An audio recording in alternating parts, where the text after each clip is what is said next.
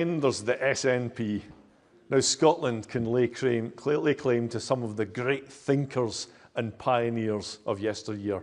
The country of Adam Smith, the father of capitalism, of David Hume, the great moral philosopher, and the many Scots who helped to forge the great British Empire. But under the SNP, yes, I was a fan of the Empire. But under the SNP, Scotland has become a laboratory for weird and wacky policies. For the SNP, there is no policy that can be too harmful, half-baked, or unhinged. From rent controls to a basic universal income to a 4-day working week. If it's woke, they want it. They embrace every madcap idea known to man and woman. Yes, yes, conference, man and woman, because we Conservatives know there are two genders. Not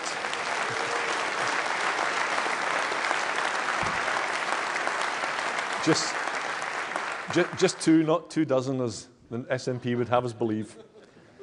And the architect of the SNP's gender self-ID law was Nicola Sturgeon. You remember her?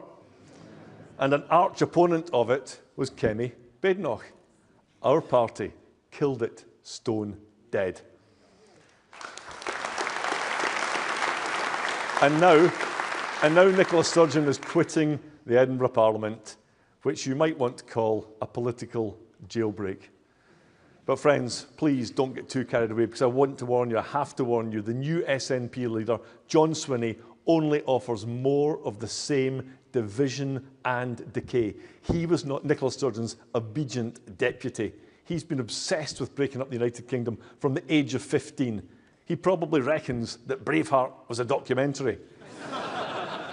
And if you'll please indulge me, I'm going to reference Mel Gibson's famous Braveheart battle cry of freedom, because that word actually sums up what next year's vital Scottish Parliament election is really all about.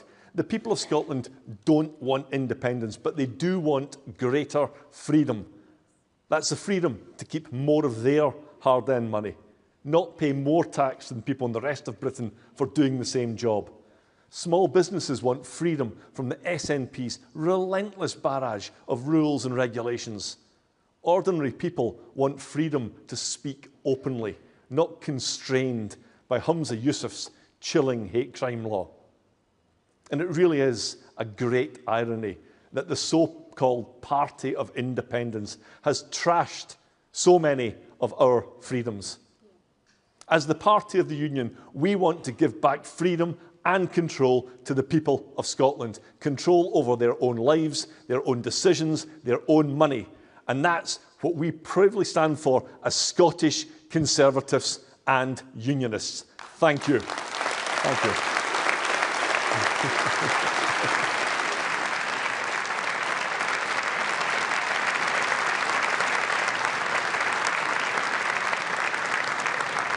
Ladies and gentlemen, please welcome the leader of the Welsh Conservatives in the Senedd, Darren Miller.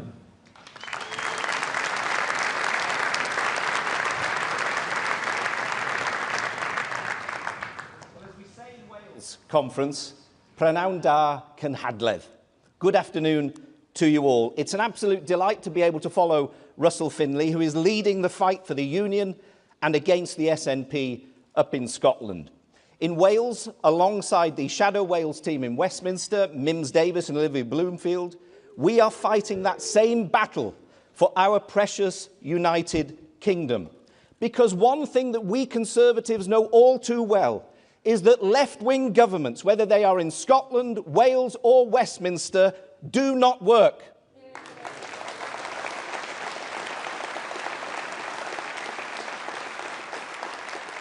Now, friends, I'm a patriotic, true blue Welsh Conservative. I am proud to be Welsh. There are a few others here as well, I can see. But I am proud to be Welsh, and I am proud to be British too. I'm not ashamed of our national flags or our history.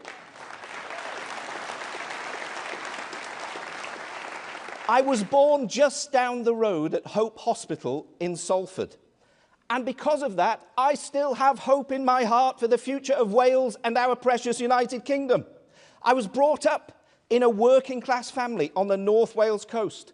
And I can tell you, my parents taught me about the value of hard work, a decent education, spending within your means, never letting things go to waste, and getting value for money. They were Labour voters until they saw the light, because eventually they realised what everybody is starting to realise, and that is that the party that really stood for their values was our Conservative Party.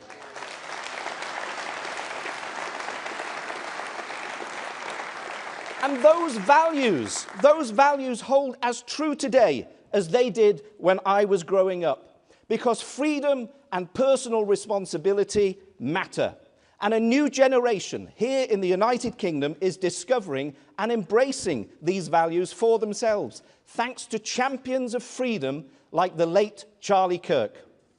Now, friends, I am sorry to say this, but when I paid tribute to Charlie Kirk in the Welsh Parliament just a few weeks ago, I was heckled by left-wing politicians, including a Welsh Labour government minister. Those attitudes are shameful.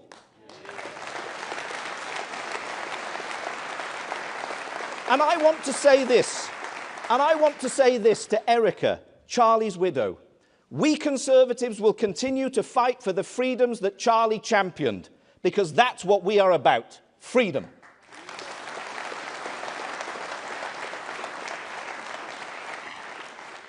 Friends, I'm a man on a mission to fix Wales, because after 26 long years of Labour rule, Wales is broken. Our NHS isn't working, our school standards have fallen, and our economy is struggling. But instead of fixing these problems, we have a Welsh Labour government that has focused on all of the wrong things. They've frittered away millions on 20-mile-an-hour default speed limits, solar-powered boats for the Wampi tribe in Peru, gender-neutral tree planting in Uganda, whatever on earth that means, and a nation of sanctuary plan that spends tens of millions of pounds on immigration, an issue for which the Welsh Government is not even responsible. And it includes spending a small fortune even on those who arrive in the United Kingdom illegally. So, friends, we must strengthen our borders, and that is why I unreservedly back Kemi Badenoch's plan to leave the ECHR and deport all foreign criminals.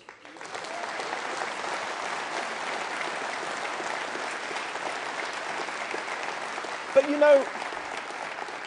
know, perhaps the biggest example of how out of touch our political opponents in Wales actually are is the £120 million that they are wasting on more politicians in Cardiff Bay. Well, let me tell you, conference, Wales needs more doctors, dentists, nurses and teachers. It does not need more politicians.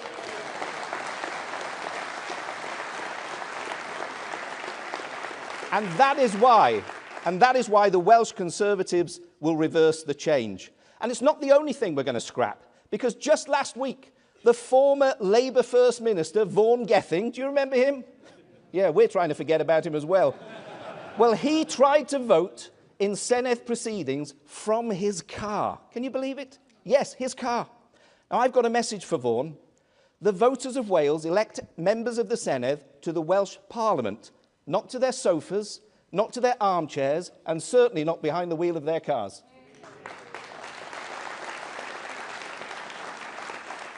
The pandemic is over, and it's time that work-from-home practices for members of the Senedd came to an end. But it's not just Labour that has broken Wales. Plaid Cymru and the Liberal Democrat, there's only one in the Senedd, are equally to blame.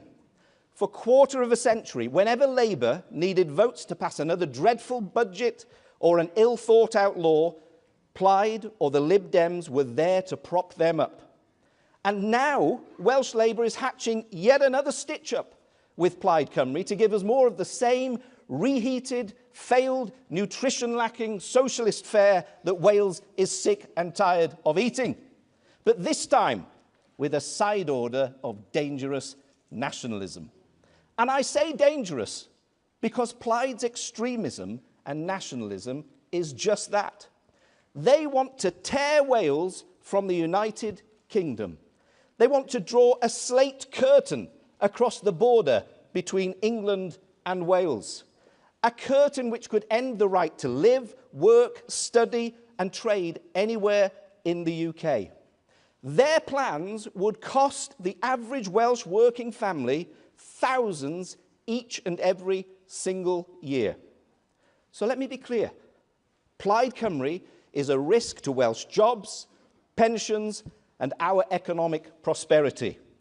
But they are not the only risk at the next Senedd election. Reform is a risk too. A personality cult with pie-in-the-sky wish lists of expensive things that they want to do and no plan whatsoever to pay for it.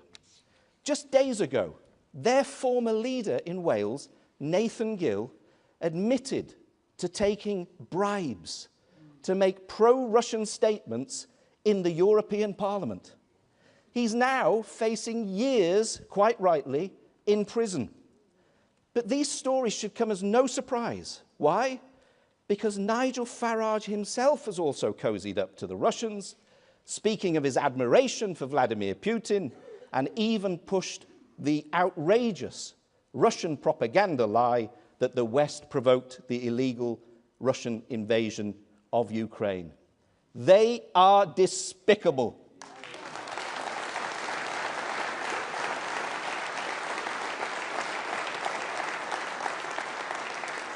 So there we have it. Reform is a clear and present danger to our national security. Plaid Cymru is a clear and present danger to our economic security. The Liberal Democrats are irrelevant and Labour is failing Wales.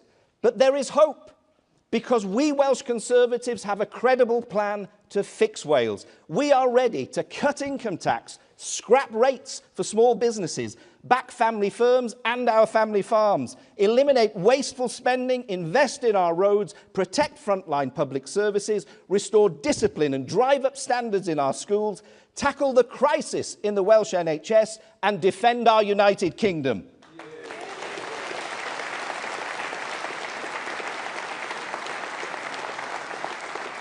We will put Wales and the people of Wales first. So my message to voters in Wales is this. If you want hope, if you want change, if you want a stronger economy and stronger borders, and if you want a Wales that works, vote Welsh Conservative to fix Wales. Thank you. Thank you.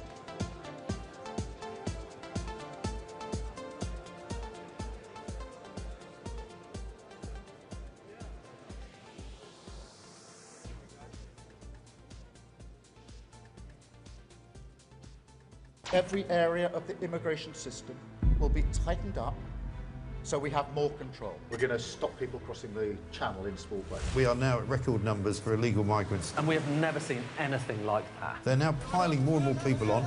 2 women died, a child died. The UK is on course to have the highest migration rate in Europe. We're higher this year than we have been in any previous year. A new free-of-charge digital ID. Concerns over civil rights and privacy issues. This is the man that was going to smash the gangs. They're coming into the country illegally, and the first thing they do is break the law. They are rewarded at the cost of the UK taxpayer. The politicians that we've got in-house are clowns. Shouldn't be leader anymore because he's useless. It's just unfair. I already don't feel the same thing.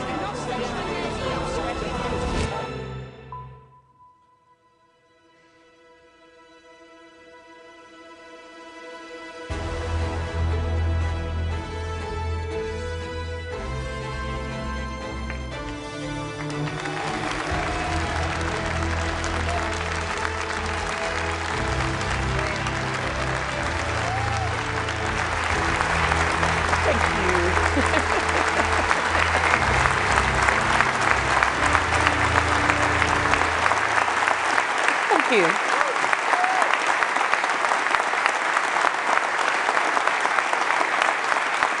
Thank you, everybody. Thank you.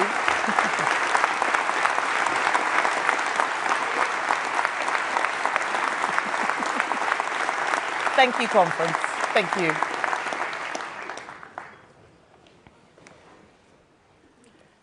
Conservatives love Manchester. It is a great city of free trade and free thinking. 240 years ago, in the 1780s, this was still a small market town, but something was stirring, a spirit of enterprise that would turn Manchester into a global economic powerhouse. And it was back in the 1780s that the very first Jewish community was established in this city. A small group of families worshipping in a rented room in a back alley just a short walk from where I am standing.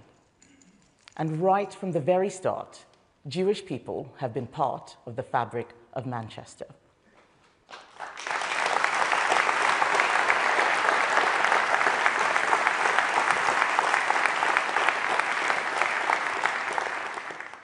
They've been adding their distinct, unique contribution to this fantastic city, while at the same time embracing Britain as their home.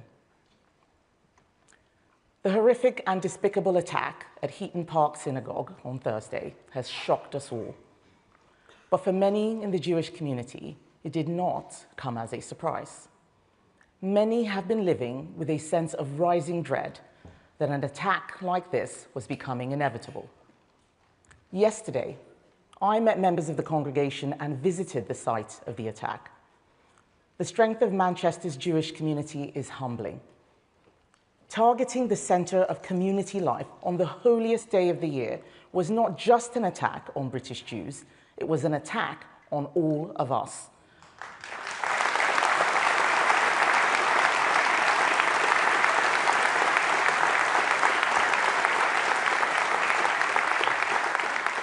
It was an attack on our humanity and our values of freedom, compassion, and respect.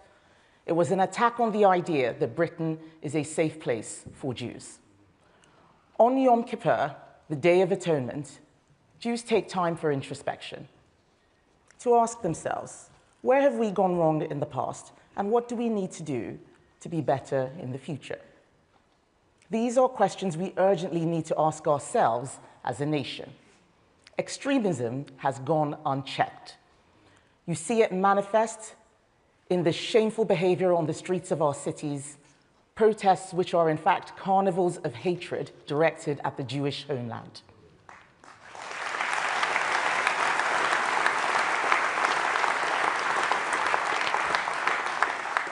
You hear it in the asinine slogans. You hear it in From the River to the Sea, as if the homes, the lives of millions of Jewish people should be erased. You hear it in Globalize the Intifada, which means nothing at all if it doesn't mean targeting Jewish people for violence.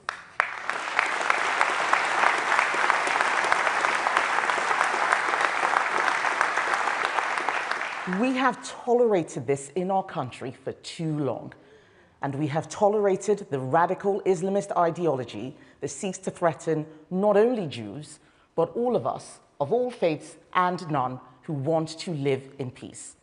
So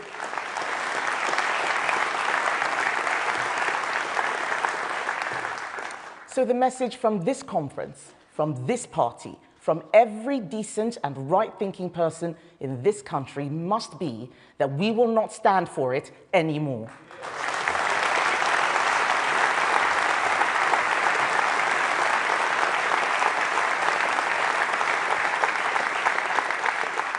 We cannot import and tolerate values hostile to our own. We must now draw a line and say that in Britain, you can think what you like, and within the bounds of the law, you can say what you like, but you have no right to turn our streets into the theatres of intimidation, and we will not let you do so anymore.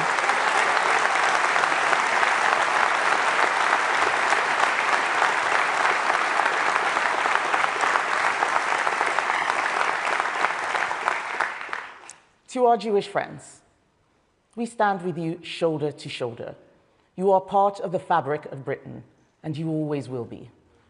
We pray for the recovery of the victims still in hospital, and we mourn with you the loss of Adrian Dalby and Melvin Kravitz. May their memories be a blessing. But we must never let terrorism defeat our democratic process. We must demonstrate that it is through political argument, not violence, that we reach our decisions and improve our country. We all know the scale of the challenge we face, the mountain we have to climb. Last year, the public sent us a clear message, one we could not mistake and which we will never forget. They want serious change, for politics to be done differently so our country can get back on track. That's what I promised you when I stood for the leadership of our party, a reset. Politics done differently, politics done properly, a Conservative Party under new leadership, ready to earn the trust of the British people again.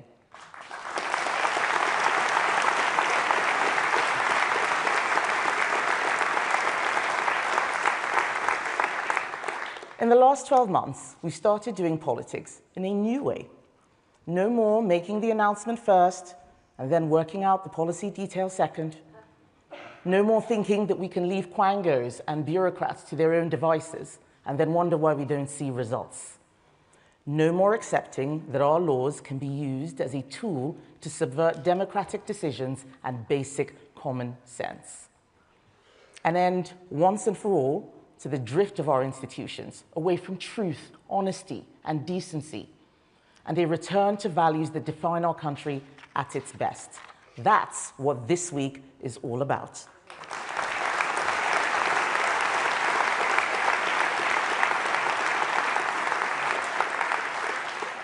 But I didn't say it would be easy, and I didn't say it would be quick. Nothing really worth doing is. Anyone who tells you that there are easy answers to the big questions our country faces is either lying to you or lying to themselves. We are taking a new approach, credible plans rooted in conservative values. Hard though the task is, we have plenty of reasons to be cheerful, because as one of my great predecessors, Margaret Thatcher, put it, the facts of life are conservative.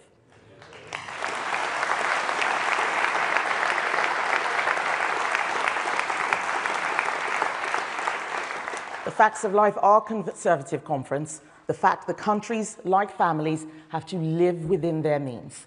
The fact that individuals know better than governments how best to spend their own money.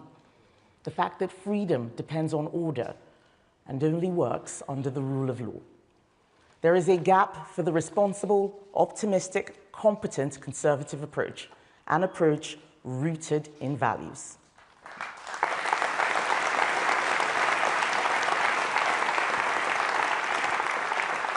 Values like personal responsibility. As my dad often said to me, only 20% of what happens to you is down to others. 80% is down to your actions and your choices. Like citizenship, a commitment to a country and the people in it.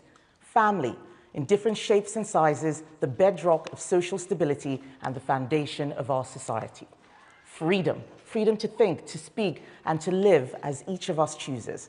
These are the values of British people. They are crying out for a politics rooted in those values, which puts their needs first.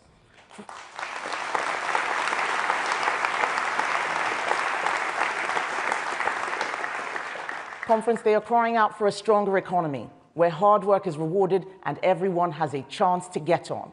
For stronger borders, where we control who comes here and can remove those with no right to stay. This is our political DNA as Conservatives. Our job is to prove to the country that we are the only party that can deliver it.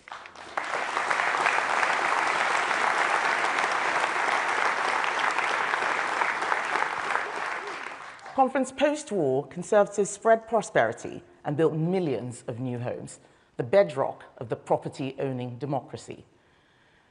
In the 1980s, Mrs. Thatcher broke the cycle of high inflation, low growth, and trade union strife, giving Britain back her national pride and economic strength. Labour accuse us of achieving nothing in the 14 years since 2010. I'll tell you what we did. Remember what we inherited from them back then. They spent all the money, sold the gold, piled up debt. Like every Labour government in history, they left unemployment higher than they found it. We were elected to fix it, and Conservatives got to work. We slashed the deficit every year so that when the pandemic hit, we had the means to weather the storm. We reformed our schools to put rigor back into the curriculum. And today, a whole generation of young people will enter the world with better maths and literary skills than any generation before them. We reformed welfare. We got people into work. 4 million new jobs were created, over 1 million new businesses. We gave the British people a choice on our membership of the EU, and we implemented that decision.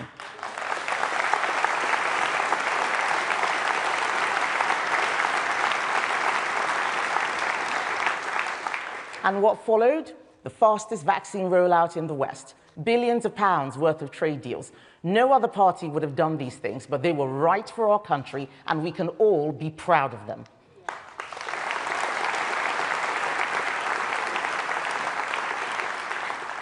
And Conference, we mustn't forget that in each election, from 2010 to 2019, our vote share went up. That's unprecedented in modern history, and the British people don't get it wrong.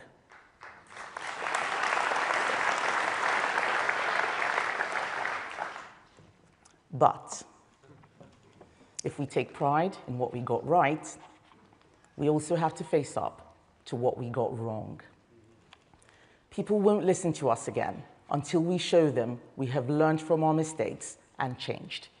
We've got to do this, and we have to do it properly. What have we learned? That you can't have a budget that has £150 billion of spending giveaways and billions more in tax cuts without saying where the money is coming from. We have to show that we have learned from the policy mistake of letting bureaucrats decide the immigration system. We failed to bring numbers down and stop the boats. Let's be honest, that happened on our watch. Yes, we tried, but put simply, we didn't achieve enough. After years of responsible and effective government, our mistakes on the economy and on immigration lost us the trust and confidence of the public. So we start this week saying we have learned, and we will never repeat the financial irresponsibility of spending commitments without saying where the money is coming from.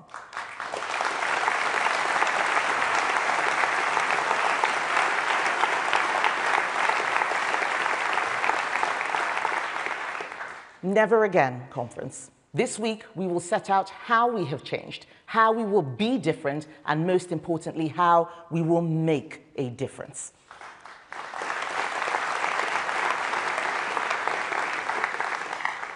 Economic responsibility is the hallmark of the Conservative approach, and today it is right back at the heart of everything we stand for. We may be in Manchester, but the theme of economic responsibility will run through this conference like the words in a stick of Blackpool rock.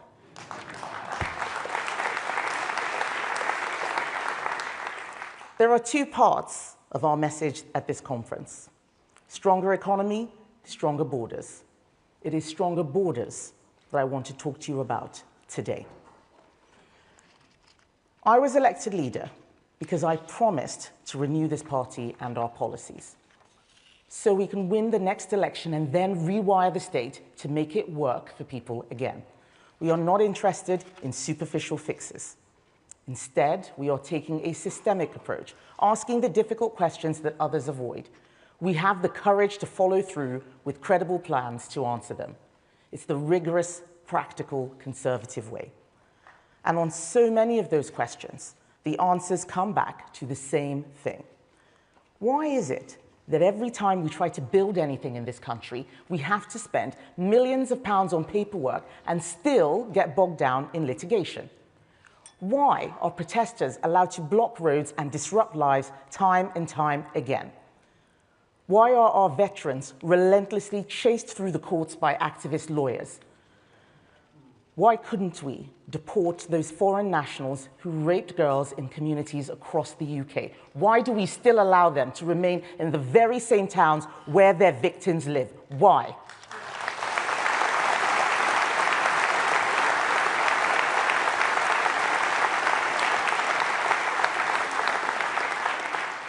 It is fundamental. Why can't we control our borders and remove those who need to go? All these questions boil down to who should make the laws that govern the United Kingdom. Conservatives believe it should be our sovereign parliament, accountable to the British people. The reality today is that this is simply not the case. I saw it again and again in government. So often we had the right instincts and the right policies, but our hands were tied by a system that frustrated democratic control. This use of litigation as a political weapon is what I call lawfare. Well-meaning treaties and statutes like the European Convention on Human Rights and the European Convention on Action Against Trafficking, drafted with the best of intentions in generations gone by, and more recent additions like the Modern Slavery Act, are now being used in ways never intended by their original authors. What should be shields to protect the vulnerable have instead become swords to attack democratic decisions and frustrate common sense.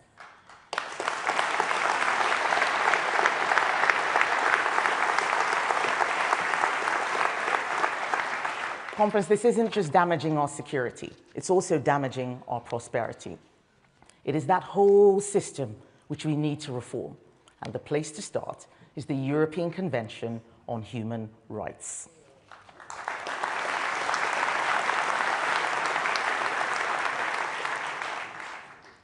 None of us had a problem with the rights in the original charter. It was drafted in 1950 by British lawyers, conservative lawyers, and it drew on British traditions. The problems stem from how it has been enforced and how its meaning has been twisted and changed. Today, it is used as a block on deportations, a weapon against veterans, and a barrier to sentencing and public order. Labour pretend it can be fixed. But when a group of 9 European countries, led by Italy, recently pushed for reforms at the court, the Labour government did not support them. They wouldn't even try. Our human rights lawyer Prime Minister and his good friend, the Attorney General, an Attorney General who likened those of us questioning ECHR membership to Nazis, will never fix this problem.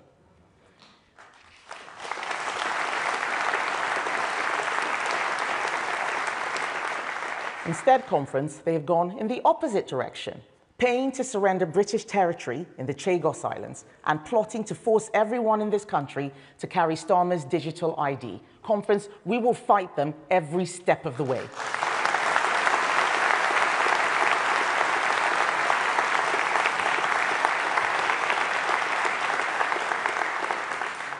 Reform just shout that we should leave the ECHR without any plan to do so or understanding any of the consequences.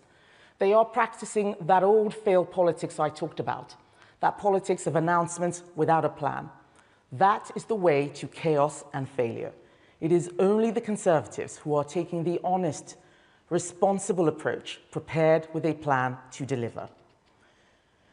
To make sure we can strike at the root of the problem, we need to understand the full extent of the problem. That's why I had identified 5 essential policies that the government must be able to implement if we are to secure our border and restore order to our society. 5 tests that a country has to pass to be truly sovereign. First, can we deport foreign criminals and those who are here illegally? Second, can we stop our veterans being harassed through the courts? Third, can we put British citizens first for social housing and public services? Fourth, can we make sure protests do not intimidate people or stop them living their lives? And finally, can we stop endless red tape and legal challenges just choking off economic growth? Any self-respecting sovereign nation should be able to answer all 5 of those questions with a clear yes.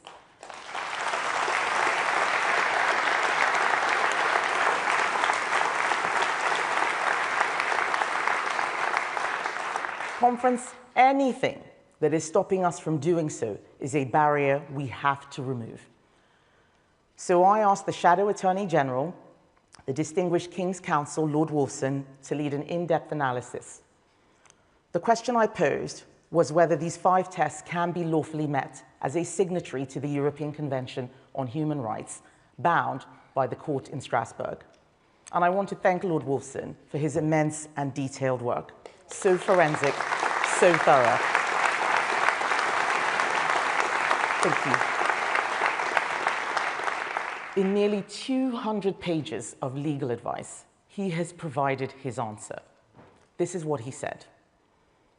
When it comes to control of our sovereign borders, preventing our military veterans from being pursued indefinitely, ensuring prison sentences are applied rigorously for serious crimes, stopping disruptive protests, or placing blanket restrictions on foreign nationals in terms of social housing and benefits, the only way such positions are feasible would be to leave the ECHR. And so to me and the Shadow Cabinet, the resulting policy decision is also clear. We must leave the ECHR and repeal the Human Rights Act.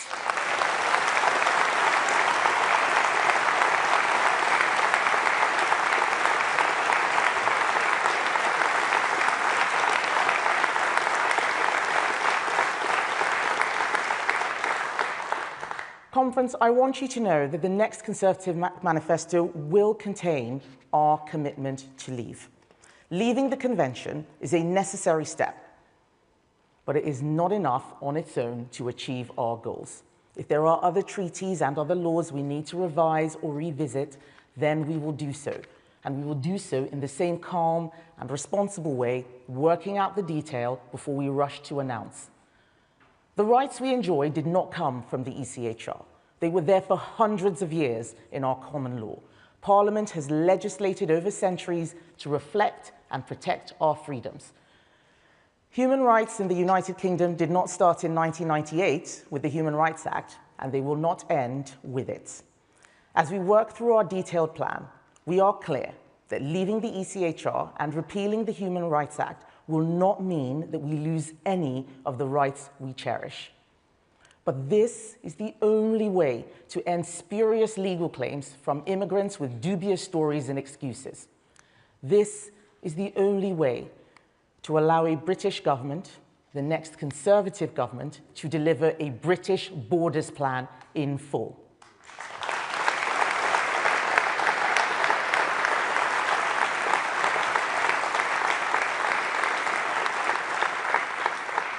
Conference, the Shadow Home Secretary, Chris Philp, has done a brilliant job pulling together this borders plan.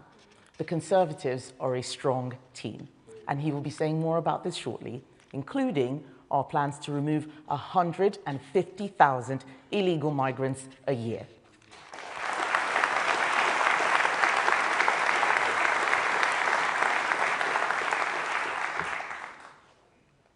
Lord Wolfson has also advised that leaving the ECHR is fully compatible with the Belfast Agreement, the Good Friday Agreement, but I know that there will be particular challenges in Northern Ireland. But difficulties are not a reason to avoid action. They are a reason to work harder to get it right. So, thank you.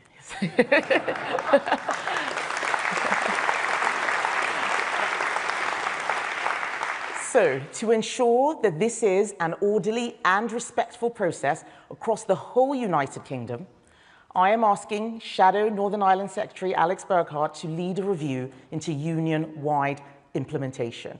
So at the next election, we will present the people of the United Kingdom with a clear, thorough, and robust plan. Not the vague mush that we see day in, day out from Labour, nor the vacuous posturing that we see day in, day out from Reform. Conference. You would have seen last week both Labour and Reform shouting at one another, trading insults instead of solutions. One flings around the word racist and will not be realistic about what is going wrong. The other whips up outrage, offering simplistic answers that will fall apart on first contact with reality. That is not serious politics.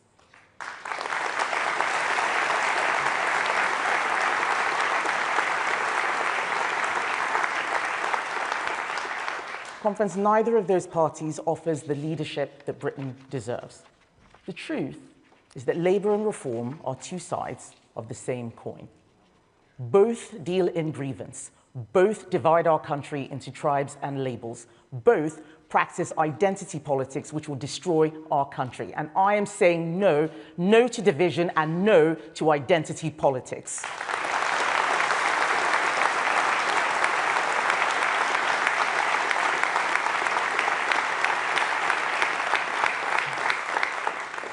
Conference, what Britain needs is national unity.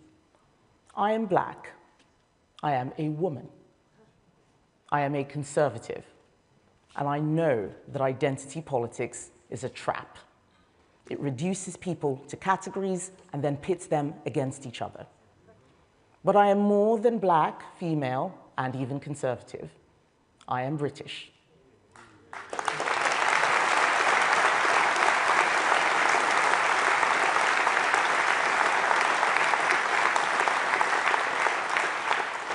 Conference, I am British, as we all are. My children are British, and I will not allow anyone on the left to tell them that they belong in a different category, or anyone on the right to tell them that they do not belong in their own country.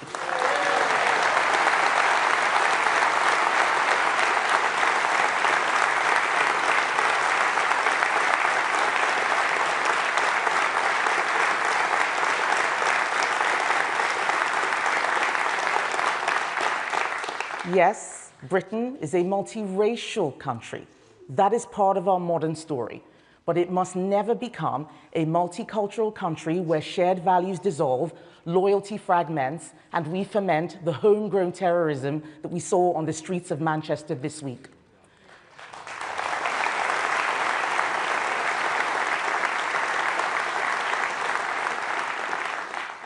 Nations cannot survive on diversity alone. We need a strong common culture rooted in our history, our language, our institutions, and our belief in liberty under the law. That is what holds us together, and that is why borders matter, why numbers matter, but most of all, why culture matters. Who comes here, why they come, and how they contribute. That is how we protect the inheritance that generations before us fought for and died for.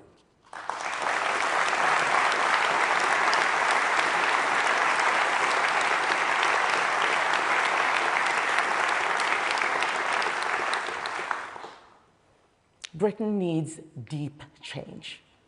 But I reject the politics that everything must go, that everything must be torn down, that everything is broken. But if we leave it to Labour or Reform, Britain will be divided. Only the Conservatives can bring this country back together. This is a battle we must win. By combining secure borders with a shared culture, strong values, and the confidence of a great nation, we can win the debate and win the next election.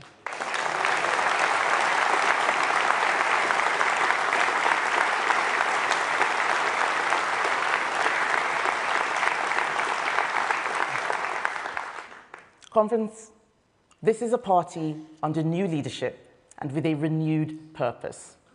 We have listened, we have learned, and we have changed. Only Conservatives will tell you the truth. Only Conservatives will take the difficult decisions, do the hard work. Only Conservatives have the courage, the honesty, and the plan to strengthen our borders, restore our sovereignty, and rebuild our prosperity.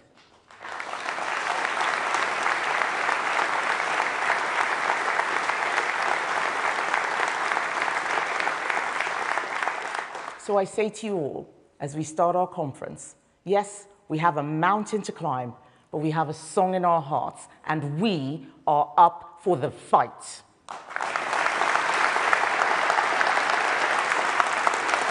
Thank you. Thank you.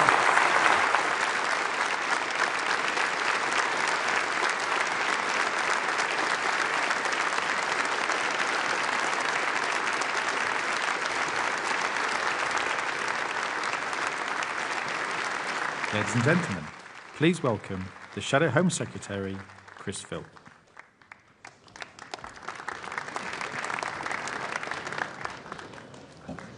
Great, well, thank you, conference. That was an incredible speech by Kemi just then.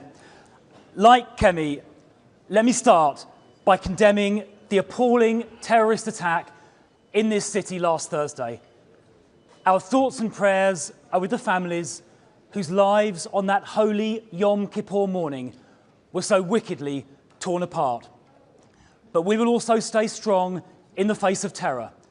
We will never change our way of life because we are stronger than them. And I know everyone in this hall and beyond will renew their resolve to fight the ancient evil of anti-Semitism wherever it is found.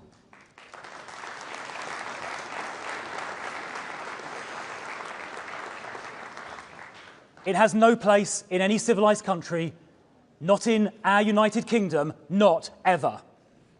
And if a foreign citizen expresses racial hatred, including anti-Semitism, or supports extremism or terrorism, I'll tell you this, as Home Secretary, I'll deport them.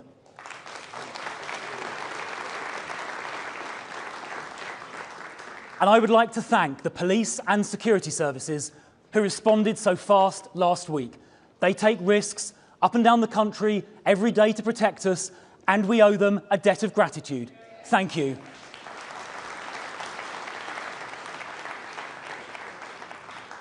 Conference, this is a historic moment.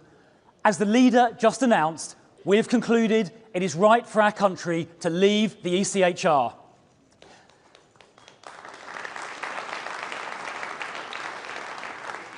This is not a decision taken lightly. We have thought long and hard. And unlike others, we did not leap without first carefully considering all the implications. And I thank Lord Wolfson for his detailed and masterful analysis. There he is. Thank you, David.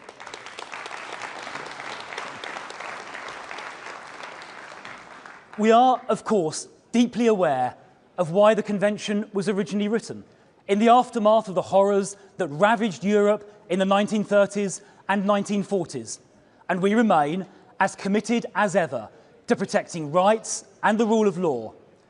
But the way the courts now interpret the ECHR make it unrecognisable from the system which Winston Churchill first helped shape. And we are clear about this.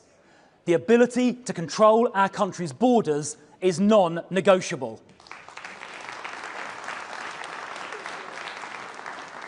We will not and we cannot compromise on the ability of our democratically elected parliament to set the laws that govern who comes here and who stays. Because if we can't control our borders, then we are no country at all. With no border control, we would lose our identity and we would lose our security. And this party will always protect our identity and will always protect our security. Now, the small boat crisis has brought this issue into sharp focus. The government said they would smash the gangs. Well, that is now laughable, because so far, all they've smashed are records for illegal arrivals. This year has been the worst in history. This Labour government has lost control of our borders. They are weak and they have let Britain down. The Prime Minister's latest gimmick is his one-in, one-out deal with France. Since that deal was announced, 11,000 illegal immigrants have come in and about 7 have gone out. Even Rachel Reeves, with her dubious CV, can tell that doesn't add up. And every single Channel migrant coming here is doing so illegally. They are paying people smugglers. They are departing from France, a safe country. These journeys are unnecessary. And we have seen some terrible crimes committed by migrants who came on small boats and were accommodated in hotels at our expense. Let me tell you about Abdul Rahman Abu Alayla. He is a 42-year-old Egyptian illegal immigrant who came here by small boat. He was accommodated in a Hilton hotel in Ealing at our expense. He then proceeded to brutally rape a young woman who was walking home at night in Hyde Park. She was alone and she was vulnerable. It now turns out that Abdul Rahman also has convictions in Egypt as an Islamist terrorist. In another case, a 14-year-old girl was sexually assaulted by a Channel migrant who later said, in his culture, that was acceptable behaviour. This is sick. We must do whatever it takes to end this madness.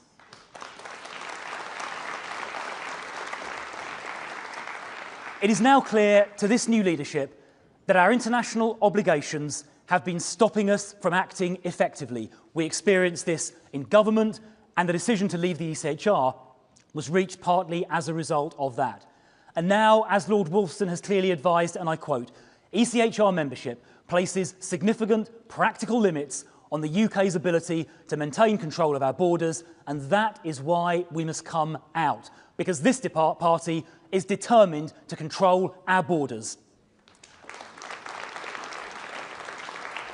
And to those who say this will make us an international pariah, where rights are casually disregarded, I say, look at Australia or Canada. They aren't in the ECHR, and they are doing very well indeed. And the UK is the land of the original Bill of Rights, the body of common law, the writ of habeas corpus, and protections in law which Parliament has passed. Our rights in this country long predate the ECHR. And to those who say we must stay in the ECHR to somehow set an example to others, I ask this: does our membership of the ECHR really make the slightest difference to the way Russia or China behaves? No, of course not. The ECHR started as a noble endeavour, but it has become twisted by judges, expanding the meaning of well-intentioned but vaguely worded clauses. Shocking examples of this abound, like a paedophile not returned to Zimbabwe in case he faces hostility there, without a single thought for the rights of children in this country to be protected. Or a drug dealer not returned to Iraq because the court said he was too westernised. Or a violent murderer not returned to Uganda because the court said mental health services in Uganda apparently are not as good as they are here. All ECHR cases. These criminals are still in the UK. They're still all posing a risk to our citizens, all thanks to the ECHR. So this madness must end.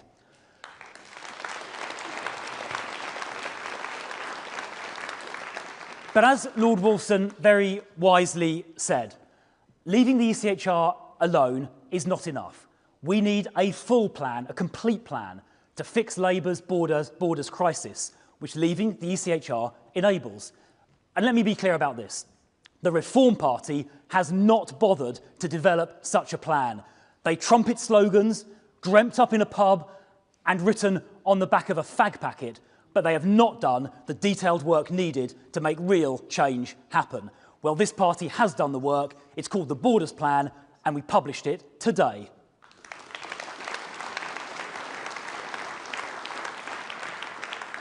Enabled by the ECHR exit, we will ban all asylum and other claims by illegal immigrants. And this will mean all of those arriving illegally, including by small boat, will be immediately deported back to their country of origin if possible, or to a third country like Rwanda, if not within a week of arrival. There we are. And the deterrent effect of that, the deterrent effect, will mean people will rapidly stop bothering to attempt the crossing in the first place. Why would you attempt the crossing if you're going to be immediately removed? It worked in Australia 12 years ago. It is working in the United States of America this year, and it will work here too.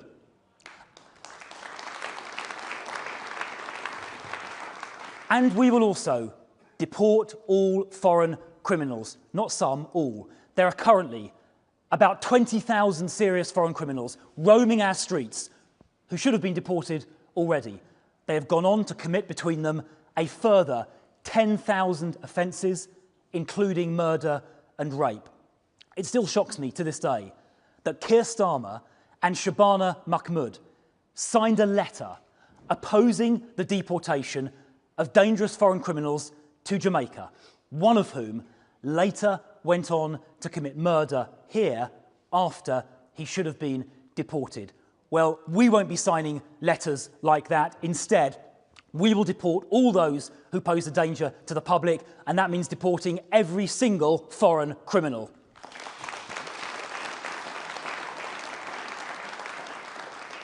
And we will also end the legal quagmire with endless appeals and judicial reviews, made up and contradictory claims being heard, lawyers running up huge legal aid bills.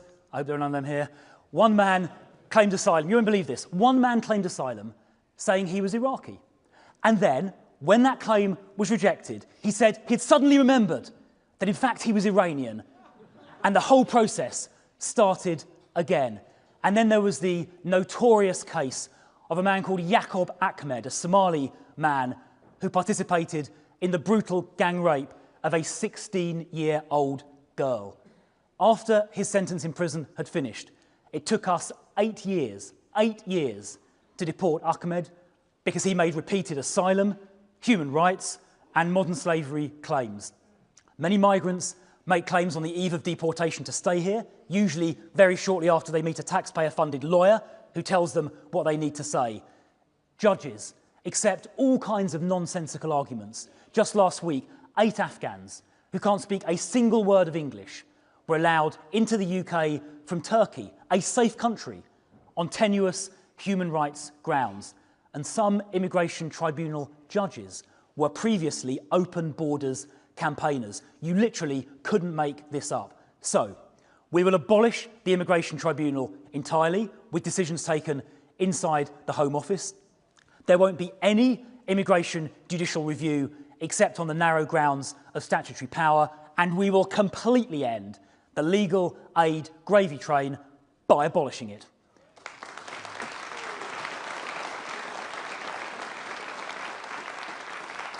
People don't need lawyers to make their claims. They just need to tell the truth, and their claim will be fairly decided. And we will compel countries to take back their own nationals.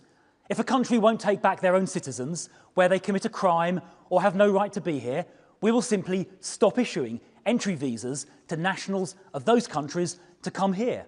We will use those visa sanctions and withdraw overseas aid to countries who don't take back their own nationals. We take back ours, and they should do the same. We will also create a new removals force in the Home Office, doubling the current budget to £1.6 billion.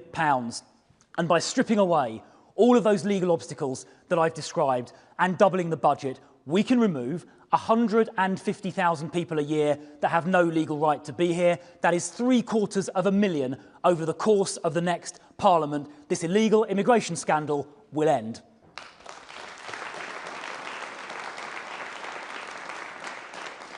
So, conference, we have a plan.